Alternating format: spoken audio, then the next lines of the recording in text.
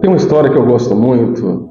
Certa vez Jesus tinha pregado, durante todo o dia, e aí ele chamou os discípulos e falou: vamos atravessar para o outro lado.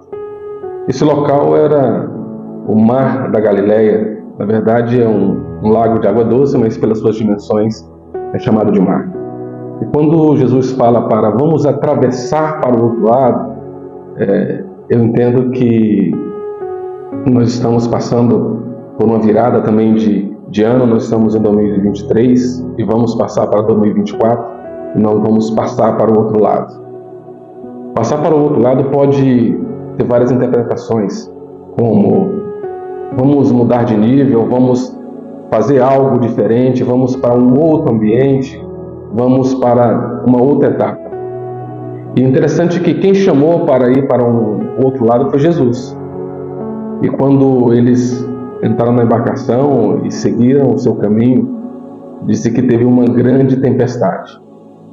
O que significa dizer que não é pelo fato de Jesus estar no barco ou por ele ter falado para atravessar que a nossa viagem não vai ter turbulência.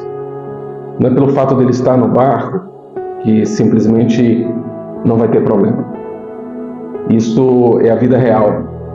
E disse que quando eles estavam atravessando, teve uma grande tempestade e disse que Jesus dormia.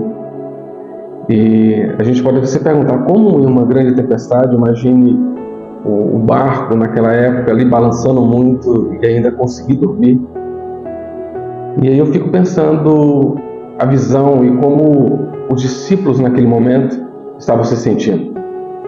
Inclusive na própria passagem diz o seguinte, que os discípulos falaram da seguinte forma: Mestre, não te importa que pereçamos?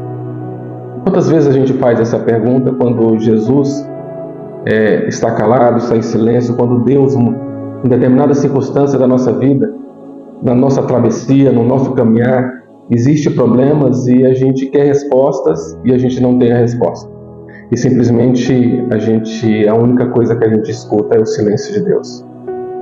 É como se os discípulos gritassem da seguinte forma: Mestre, a nossa dor não te incomoda? As nossas dificuldades não chamam a sua atenção? As minhas lágrimas não tocam o seu coração? É como se essa dúvida viesse ao coração dos discípulos, e quantas vezes essa dúvida vem no nosso coração. Eu quero aproveitar essa passagem para ensinar algo extremamente relevante. Todos nós, quando vamos passar de um lado para o outro, quando nós vamos passar de um nível para o outro, nós enfrentamos tempestades e dificuldades. Isso é natural. Enfrentamos problemas.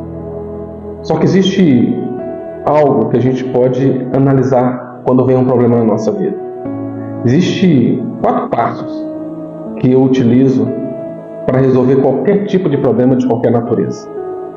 O primeiro passo, a primeira coisa que eu faço é identificar o problema. Qual é o problema? Uma vez definido o problema, 50% dele já está resolvido. Então, o primeiro passo, independente do problema que você está atravessando, identifique o problema. Tendo essa clareza do problema, o segundo passo é: quais as causas do problema? Eu falo causas porque tem causas primárias, secundárias e por aí vai.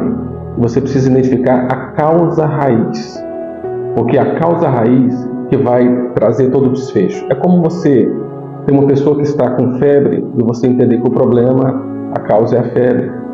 A febre, na verdade, é só um sintoma. Na verdade, ele está com uma infecção e você precisa saber qual é a infecção, que é a causa raiz. Depois disso, você tem que analisar o seguinte, que é o terceiro passo. O que eu posso fazer para resolver o problema ou mitigar o problema? E o quarto passo é qual dessas alternativas eu acho mais viáveis? E aquela que você acha mais viável, você implementa. E o quinto passo, eu não chamaria nem de passo, mas a cereja. Você precisa acreditar. Nessa passagem diz que Jesus se levantou e ele simplesmente deu um comando e o vento parou, a tempestade cessou e ele pergunta para os discípulos: mas aonde está a sua fé? homens de pequena fé.